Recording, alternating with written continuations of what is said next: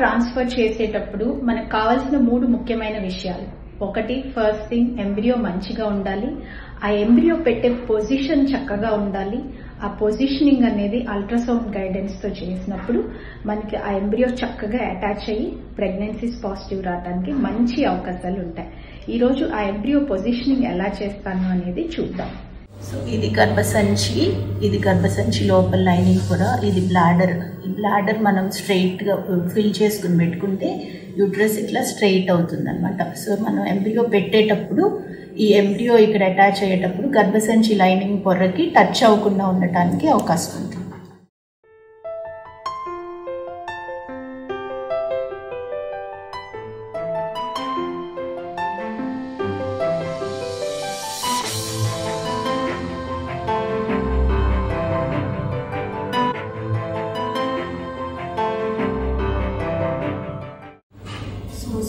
స్లోగా మనం కెథీటర్ లోపలికి పెట్టుకుని ఆ వైట్ డాట్ మూవ్ అవుతుంది చూసారా, దాంట్లో ఎయిర్ బబుల్ ఉంటుంది.